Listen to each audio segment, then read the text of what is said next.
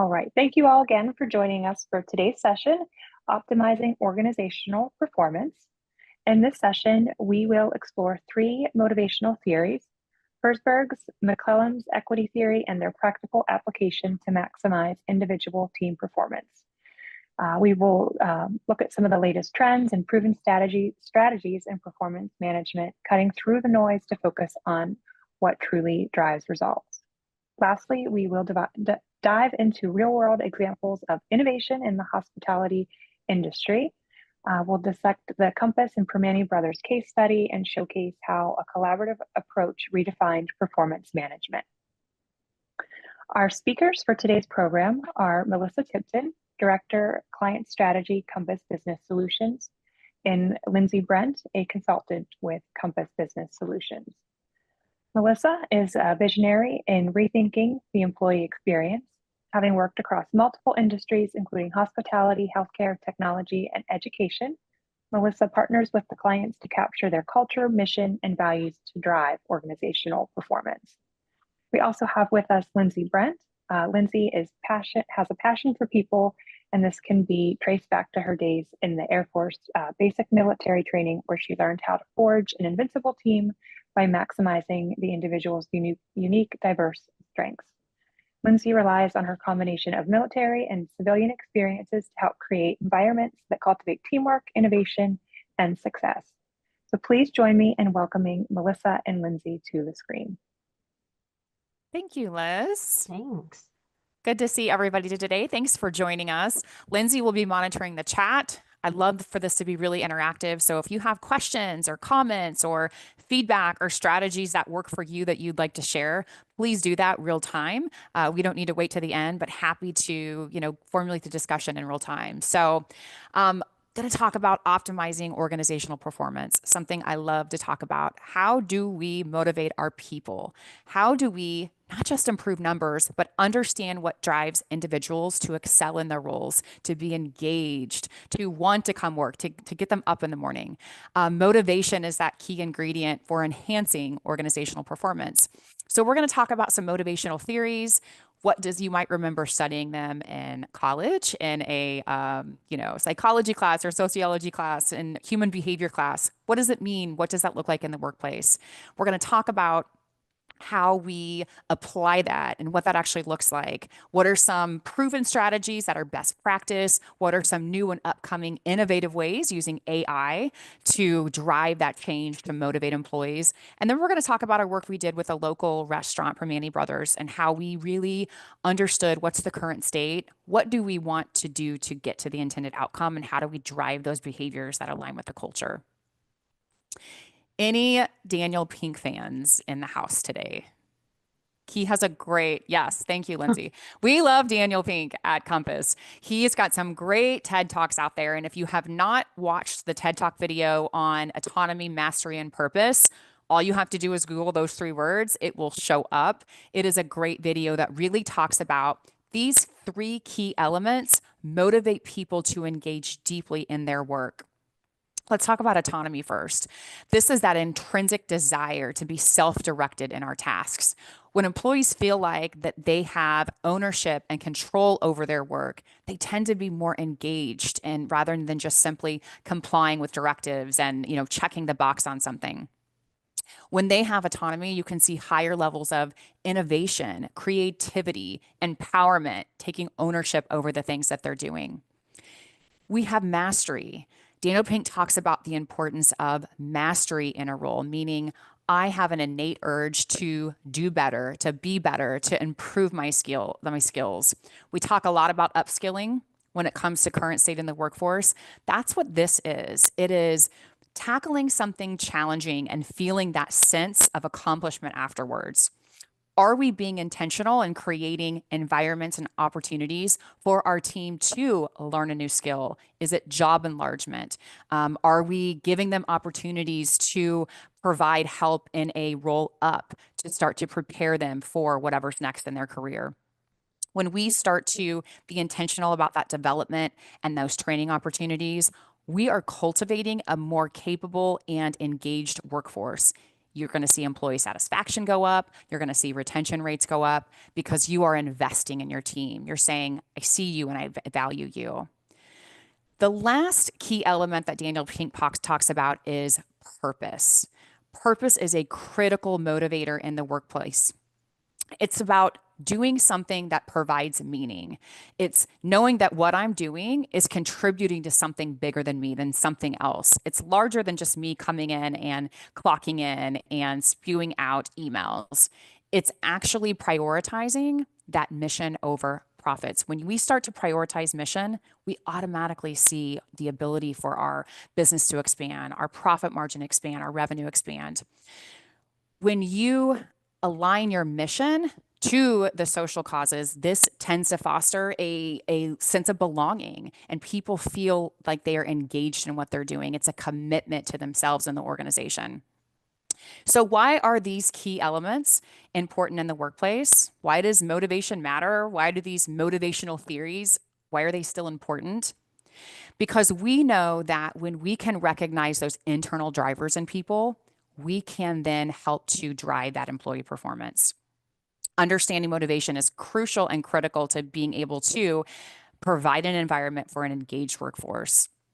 Motivation is that underlying energy and force that propels someone to achieve their goals, to do their best work, to come in and perform at the top of their level, to be able to really contribute. It enhances individual performance, but it will also enhance your team performance. It's not a one size fits all. And that's why today we're going to talk about different motivational theories, because much like a fingerprint, every single person has something internally or externally that motivates them. And as leaders, it is our responsibility to understand what that is. Are we talking to our team? Are we learning what gets them up in the morning? Are we learning what's important to them at different seasons in their life? Because motivation can change depending on what season they're in. So when we start to understand the motivational theories, we can start to apply those to the workforce. I talked a little bit about someone that might be motivated by something that's challenging or the ability to have job enlargement. There are different types of motivation in the workplace. This is probably a review for most of you, but we have those intrinsic motivators. That's the motivators that comes internally. It's that drive for autonomy. It's the desire to have control over what I'm doing. It's not just about boosting motivation, but also enhancing creativity and job satisfaction. Intrinsic motivators are those motivators that are fueled by external rewards. That may be a bonus. That may be an increase to the compensation. That could be some type of rewards or recognition program you have. Both of these types of motivating factors are important in the workplace. Intrinsic and extrinsic both play a part in the workforce. We can't say, oh, if you're only motivated intrinsically, that's who we want to hire. Or if you're motivated extrinsically, you are superficial and we have no place for that here. There's places for both. The important thing about being a leader is getting to know our people and finding the balance of that. Intrinsic motivators can also be a short-term fix. So we really need to say, what are we doing long-term on the intrinsic side to be able to build into our team and to create that culture of motivation? Let's talk about Herzberg first. Herzberg says that there are two different factors that drive motivation and job satisfaction in the workplace. They are the motivating factors and the hygiene factors. Motivating factors are elements like achievement, recognition, opportunities for growth. They're essential for enhancing job satisfaction.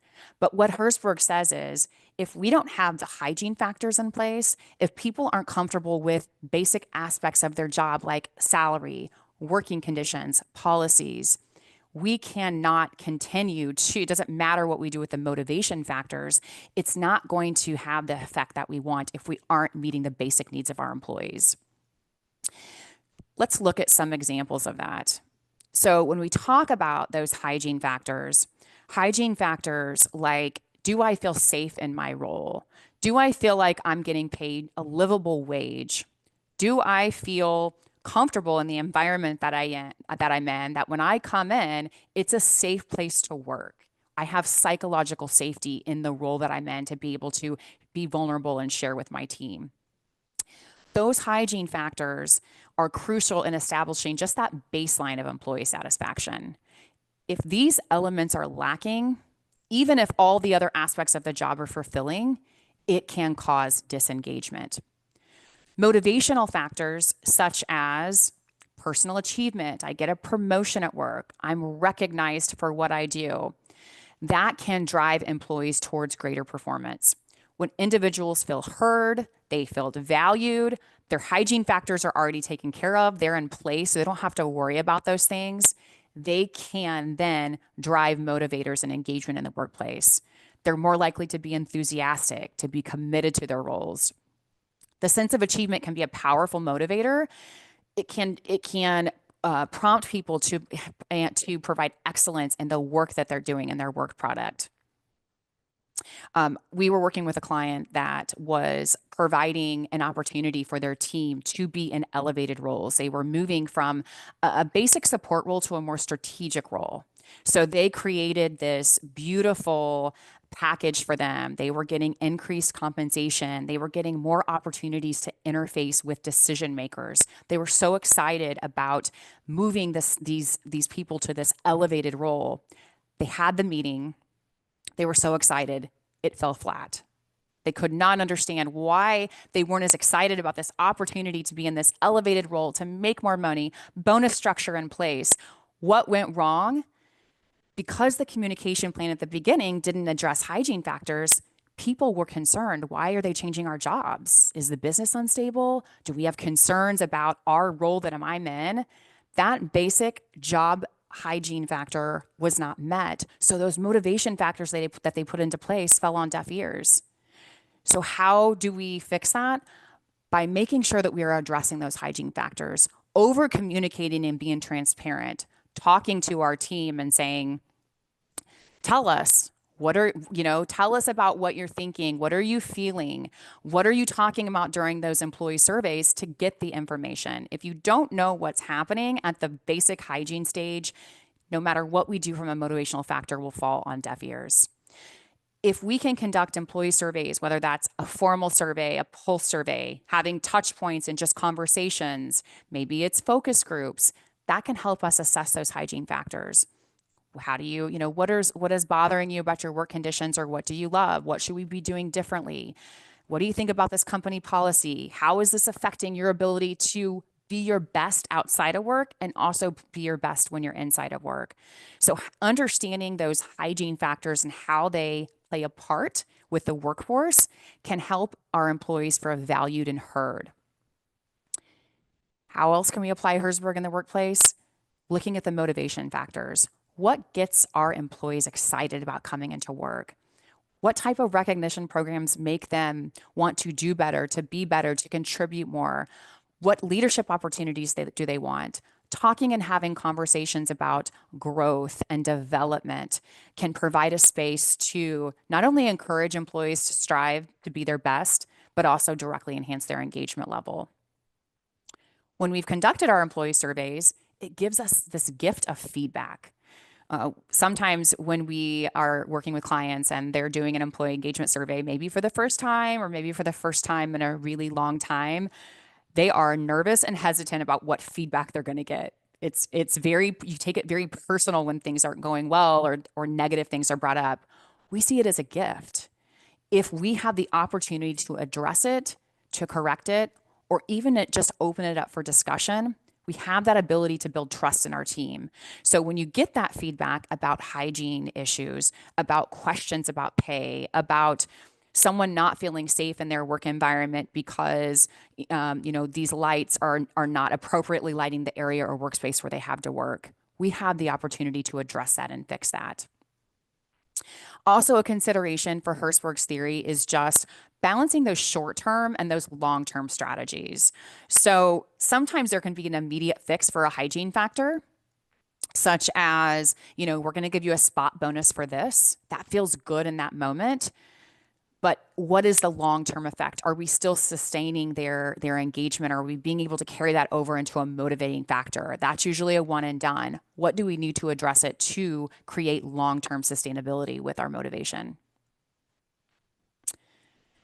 Next, I want to talk about McClelland's theory of needs.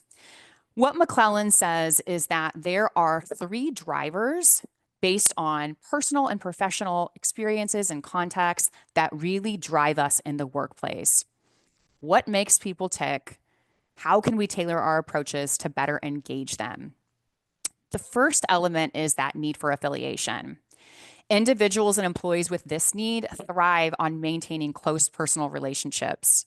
They seek connection, they seek team collaboration, they want to work together. It's all about the social interactions. They thrive in that environment. So thinking through, think of, employees or team members on your team or peers. Can you think of someone that is the first to say, I'll join that task force, or I'll be on the employee engagement committee and help plan the calendars for our social events so we have connection outside of work, or I'd love to collaborate on this team. Those are those people that have the need for affiliation. They want to work with each other. It was really hard in COVID for people that had a preference and a need for affiliation because they didn't get the human contact that they needed. And when I say, if the beginning of COVID, we didn't have all these beautiful tools that we have now. We were lucky if some people could have technology, some people didn't have computers that could work, some people were on different time zones that didn't talk to each other. So we were trying to figure out in real time, but we saw a gap in people that had that need for affiliation during COVID. So coming out of that, how are we being intentional in creating those moments of team building, creating the space for conversations, whether you're in the office, hybrid, or remote? Think through how we can support employees that really thrive in that environment. The need for achievement.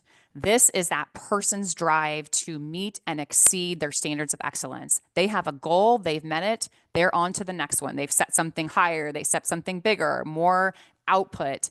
They have that internal drive because they want to do the best for themselves. Can also be a little competitive when it comes to things in the workplace. High achievers are often characterized by having this need for achievement, this desire to tackle challenges. Think through someone on your team. Is there someone that is the first to raise their hand that says, I'll lead this team, or I want to be on this stretch assignment, or I want to learn and mentor under this person because I want to know what's next for me. So this can be incredibly beneficial when you have performance-driven environments. These are the people that you might need to spend some extra time in because they want to talk about what's next for them. They want to talk about their goals. They want to know how they can get to that next role or that next job. The need for power.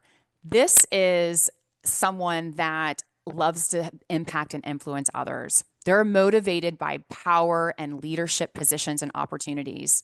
They're energized in being able to make a difference, and they can be instrumental in steering teams. So this is someone that you may have a stretch project for, or you may have an opportunity for something that's an innovative, not defined project that needs done. Give it to that person that has the need for power. Let them assemble a group. They thrive in kind of leading the charge on there. If anyone's familiar with DISC, and you look at the DISC profile, there's a lot of high Ds in that need for power. It's that dominance that comes through. They want to see the organization and lead it to success. So understanding these needs is crucial because it does impact the way that we interact and motivate our colleagues. What does that look like in the workplace? Identifying individual needs. You're not going to have someone that's going to come up and say, I have a need for affiliation, so I'd love to be a part of this group, or I have a need for power, so I want to be in charge. But you will have someone that strategically talks during conversations and says, I'd love to lead that project, or I'd love to sit on that team and work with this other department to really understand holistically the process. So as leaders, we're constantly identifying the individual needs of our team and understanding what gets them energized, what gets them excited. You're not defined by just one, I should say. Just because I have a need for affiliation doesn't mean I never want to exceed my goals or never want to be power. They can all be at play, but usually there's one thing that really drives us that comes out as the strongest. Thinking through your high achievers, if you have a high achievers on your team, set challenging goals, provide continuous constructive feedback. They want to hear it. They are open and saying, what did I do well? How can I do it better next time? They thrive on accomplishments.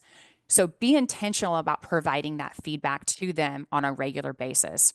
Think of it as like creating this dynamic environment where they can flourish and kind of go from project to project, always increasing their skills or upskilling. When you have power-driven individuals on your team, assigning leadership roles can be a game changer. Giving them the opportunity to lead with influence, to lead with authority, to be able to be a decision maker, it empowers them to not only just accept responsibility for something, but also satisfy their needed enhanced team effectiveness. So be intentional about creating opportunities for them to lead. And those that are affiliation focused, for those employees, fostering that team collaboration, that team building, strong relationships is key. You want to encourage those social interactions and teamwork that will satisfy their intrinsic need for connection, leading to higher job satisfaction. So they may be wanting to lead an employee resource group, or they may want to help contribute to something that's for the broader benefit of the organization. Give them the opportunity to do that.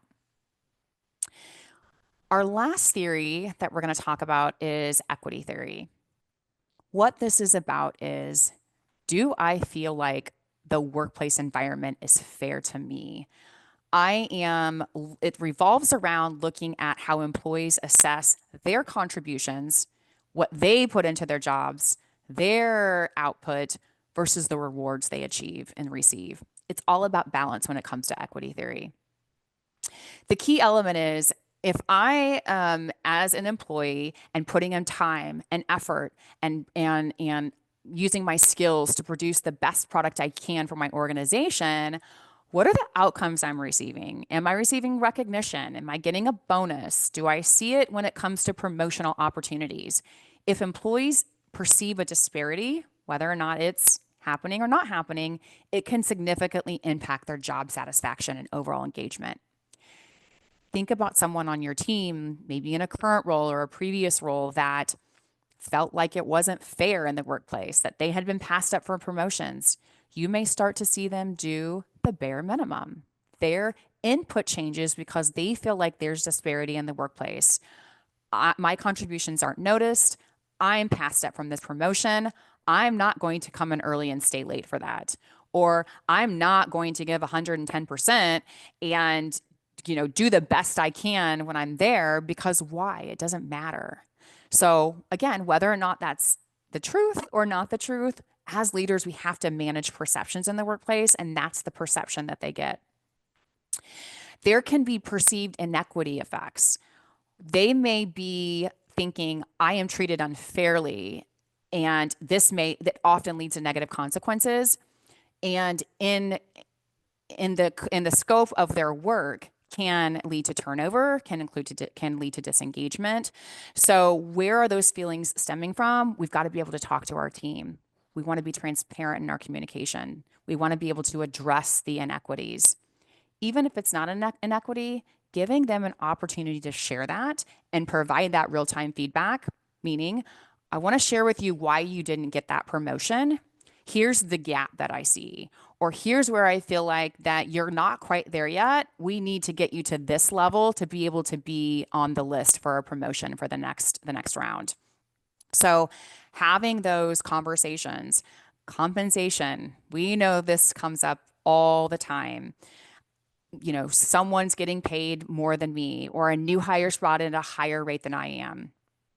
Having the space to have those conversations, to be able to address those, and to look at it with a critical eye. Are we really creating compression issues because we haven't adjusted our internal equity to match what we're going to market for? So sometimes it requires us to look at ourselves as a business, look at the numbers to say, is it not equitable within our current workforce for where we're bringing in new people at? So what are some practical solutions for addressing the inequity in the workplace? Conduct pay audit and reward audits. Looking at audits and identifying discrepancies in compensation, discrepancies in salary bands, discrepancies against new hires that are brought in can ensure that everyone feels feels valued, that they are being compensated appropriately. It goes back to that theory of that hygiene issue. If I don't feel like I'm getting paid a fair wage, it's hard for me then to be able to be motivated by these other factors. Reviewing workloads, that comes up a lot. It's not just about the pay, it's also about how are the tasks distributed amongst the team members. It's important to look at that holistically to say, does this make sense? Because we don't want to overload these, let's say, high performers that we know they can always do it. So we just keep piling more and more on, which will lead to stress and burnout. But are we spreading the task equal amongst the workforce? Do we have the right roles and the right tasks sitting with the right people? We should be looking at that on a regular basis. Communication for pay structures, communication on policy. If you've ever done an employee engagement survey, I would guess that communication is always one of those top themes that comes through for anybody, regardless of where you're at and what industry and how many people you have. People want to be communicated with. They want to know, even if the answer is no, they want to know that you listen to them. They want to understand the thought process and the why behind something, because they're even if the answer is no, if they understand the rationale behind that, it can help them move forward for that. Open discussions regarding communication criteria can demystify those pay disparities and encourage the open culture, because we know employees talk about pay. And many states have started to enact the open pay on the market. So you see exactly what is my compensation, what benefits am I going to get, what's my PTO. Pay transparency is huge, and people want to feel like that they have ownership and knowledge about where they're at in their pay grade or their pay scale and where they can go after that. So as much as we can be transparent about communication so that they have a clear understanding, the better. Another way to combat inequity in the workplace is utilizing our data. There are so many great tools out there to be able to understand why things are the way they are. At Compass, we always say the numbers tell the story. Follow the numbers. It's in the data. So making sure that we as HR are also business partners and understanding the operations of the business is crucial to be able to make sure that there's not inequity within our workplace. Pulling analytics out, make friends with the people on your finance team, get in there and educate yourself and really understand the numbers so that you can be able to speak to it. If it's a data-driven approach, this aids in rectifying issues and also reinforces that commitment to equity.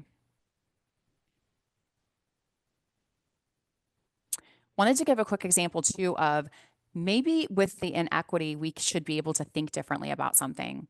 We had a client that one particular shift felt like they had the bulk of all the work. It was constant. All of the fire drills came in during that time. It was just survival mode from the from the time they clocked in to the time they left. There was burnout. There was stress. This is not fair. I didn't sign up for this. How do we combat that? Maybe we can think creatively and come up with something different. So what we did was created shift assignments. We gave people the opportunity to stay on your shift, which was very busy, knowing that environment, but was there opportunities to rotate to a different shift for a different experience?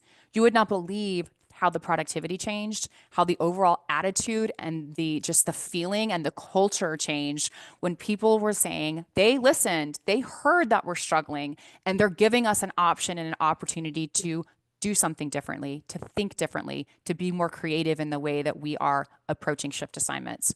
So as HR, think outside the box.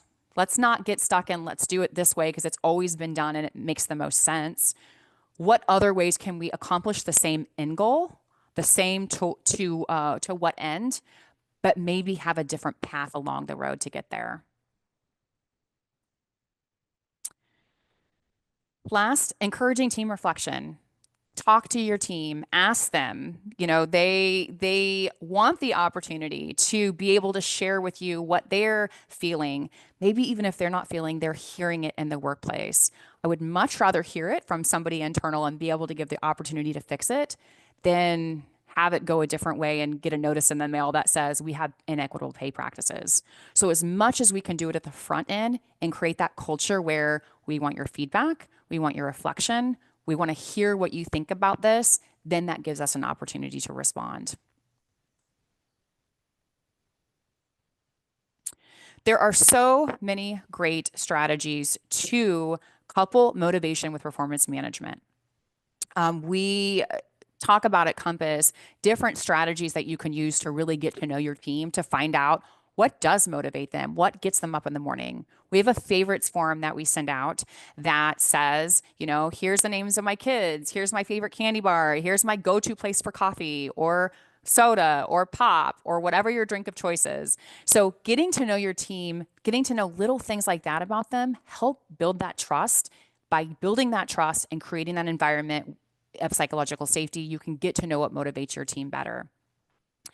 When it comes to performance management, what are those factors that will help build a motivating environment that then translates into performance management that works?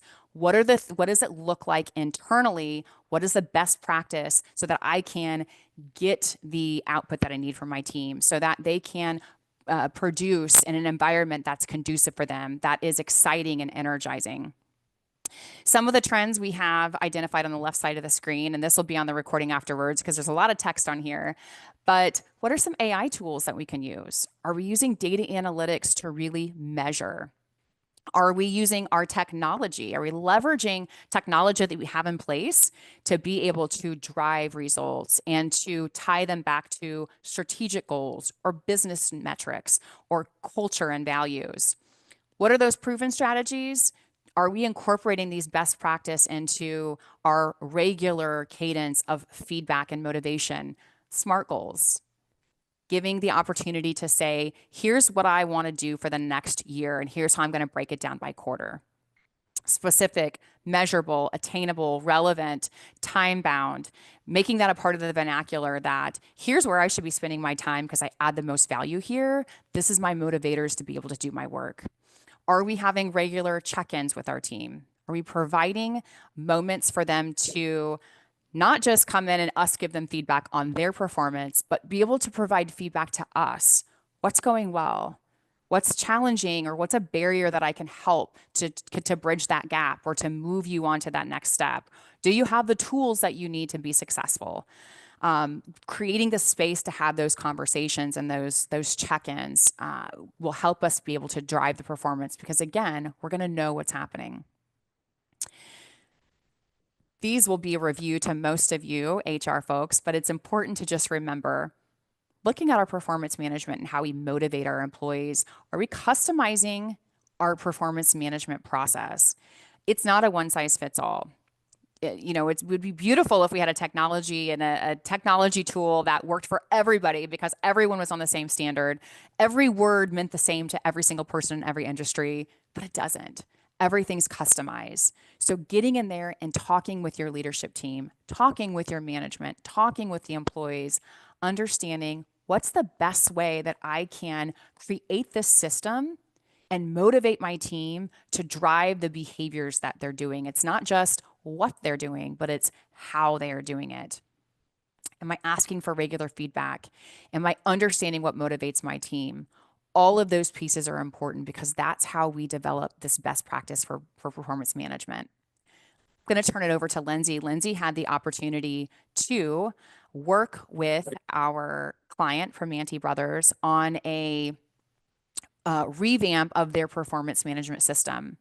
Something that was important to them was we want to make sure that culture is built into this. This isn't just about what we're doing. It is culture is the foundation for our performance management. It's driving the behaviors. It's understanding how our core values integrate into every interaction they have with a customer, every interaction they have with another team member or another manager. It's giving the specific examples of behaviors that relate to me so I can contribute the best I can to the team. What does this look like? Lindsay, I'm going to turn it over to you. Awesome. Thank you so much. So exactly as Melissa said, all of these theories, all of the motivation or the knowledge we have on motivation, how do we make that realistic and actually apply it to the workforce and your organizations? So our case study and our experience in working with Primanti's really sums this up so perfectly. We were super excited about the opportunity to work with Primanti's because Primanti's, anybody who's local to the Pittsburgh area, I can tell you a challenge in working with them. The biggest challenge was that I was hungry throughout the entire process because we talked a lot about the restaurants. But we really started with understanding the organization's motivation behind performance management and what we had learned pre-pandemic, and this might be familiar to a lot of you, pre-pandemic, they had attempted to roll out a really robust, very extensive performance management process. And what they found is that it was incredibly time consuming. It was a very labor intensive process for their senior management team. And when we rolled into COVID, it all went out the window. We were in a situation where folks were trying to figure out how do we keep restaurants open when we have stay-at-home orders, when folks are worried about social distancing. And so all of these extra things really went by the wayside. So in 2022, we really went back to square one, and it started with understanding the current state.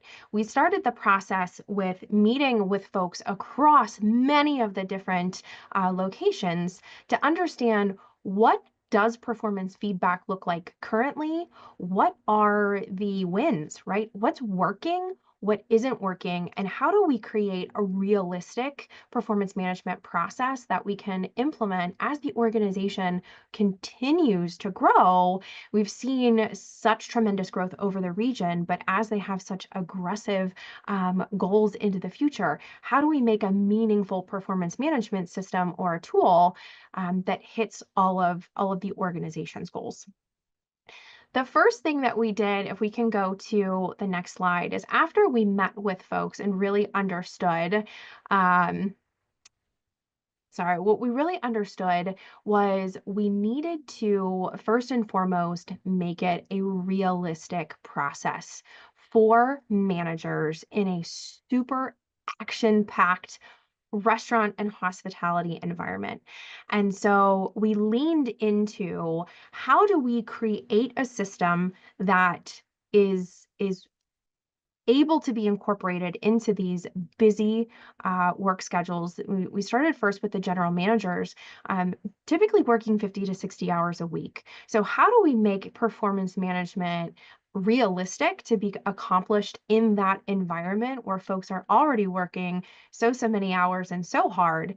And we really wanted to focus on the quality of the conversations as opposed to the administrative burden. And that was something, going back to the process in the current state, we had learned that folks really in the previous system, even though it had been very time consuming and it was really taxing for the leadership team, folks across the organization really valued the opportunity to take a step back and talk about their performance. Where were they doing really well? What were those opportunities to move into some of those career goals and really stretch into that next level for themselves? And what we always say with performance management, as Melissa had just shared, is how do we connect performance management back to your culture and back to your core values? And what we saw missing with the previous system and what we see across many organizations is, are we measuring both the what and the how? There might be nods around the room where you recognize, yes, our performance management processes acknowledges and measures what did we do this year? Did we accomplish the goals that we set at the beginning of the year? How much, what percentage of goal completion did we hit? But I challenge you to think about if you have folks within the organization that are knocking their goals out of the park, right? What they did was tremendous and truly exemplary. And they created division, they created turmoil, they created challenge around everything that they accomplished throughout the year. Is that still a measure of success that you want to reward in your organization? And that's where the tie to core values and the tie to culture is so essential. That is your opportunity to really exemplify and reinforce and celebrate the behaviors and the core values that you expect across your teams and across the organization. So that was a really pivotal point in incorporating the core values into Primanti's performance management. The next piece, when we talk about customization, and this was where really understanding the organization and understanding the intent of their performance management process was so crucial. And when we talk about words matter, we think about knowing all of those motivational theories and knowing that there are those different factors for different folks throughout your teams. We want to take into consideration, how do you want people to feel when they walk out of that performance conversation, right?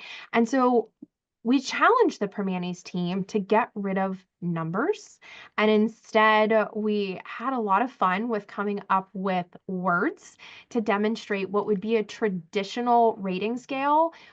But nobody feels really good about being rated a 1. Nobody feels really good about being rated a 3 sometimes. But we really wanted to emphasize that meeting requirements, meeting expectations is great. That's what we want people to do, is to come to work and do the job that we've asked them to do every day. And so by using the nomenclature of a home run or a touchdown for that meets requirements category, it really reinforces, again, those behaviors and the culture of performance. We know that there are going to be times where you have folks that just knock it out of the park. We had a leadership team that was really strategic and really pivotal in expanding some of the restaurants, opening new restaurants through a particular period of time. But that's not going to continue to happen for that particular team on a regular basis. And so we wanted to be able to acknowledge that you do have those exemplary periods, those seasons where you really are challenged, you really are stretched, but that the norm of meeting requirements is also a really good thing. The other thing that was really important to the Primanti's team is they so value their internal development. And when you talk to folks throughout the organization, you very quickly come to learn that most general managers or assistant general managers or even the regional managers that are in the organization today started within the organization as a dishwasher or as a prep in the kitchen or as a line cook. And they so value that internal development. We wanted the ability to have these performance touch points and recognize that we have rookies in a role and that is not a bad thing. When you have somebody that is new to their role, we want to be able to have really honest performance conversations to say, you were maybe a rock star in your previous role, which is why you were promoted. You have such potential in this new role. You're not exceeding requirements or exceeding expectations yet because you're new to this role. And here's the conversation, here's the development plan that we have for you to continue to support and guide your development in this new role. So again, when we say words matter, we want to lean into, how are we walking away from performance conversations motivating folks to continue to do their best work? Are we creating an environment where people are excited about coming to work and doing their best? Or are we accidentally creating disengagement and discouragement by traditional rating scales? Thank you, Lindsay. Would love to take the opportunity. Is there any questions, any discussion, any great strategies that you're using internally with your team to really motivate and produce that high performing employees? Great. Thank you, Melissa and Lindsay, for your expertise and your knowledge on this subject. We're going to open it up for audience questions. Mhm. So please use the chat or unmute yourself if you have any questions or you want to share best practices on your end.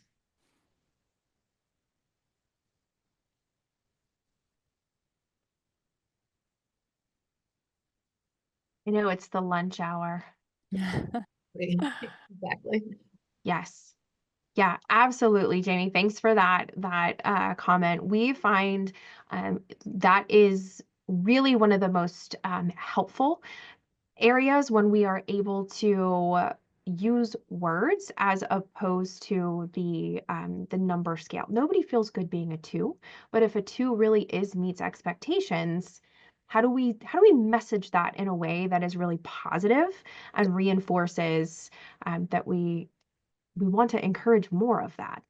And I think we can all think of a time when we've had a performance conversation, and we bring someone in. The first thing they automatically do is go to the bottom of the form and look at their number.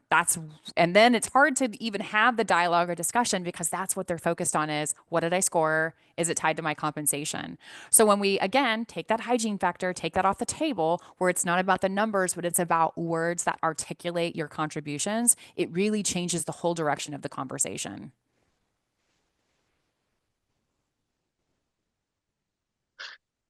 Anything else? Any questions? Okay. Yes, absolutely. Home run feels very different than 3 if I know that there was a 5 floating out there that I maybe could have gotten and, I didn't have the opportunity. So absolutely intentionality in the words and be creative and fun. What's your industry? Are there some words that you could use that really reflect high performance within your industry? And how does that translate then to your team?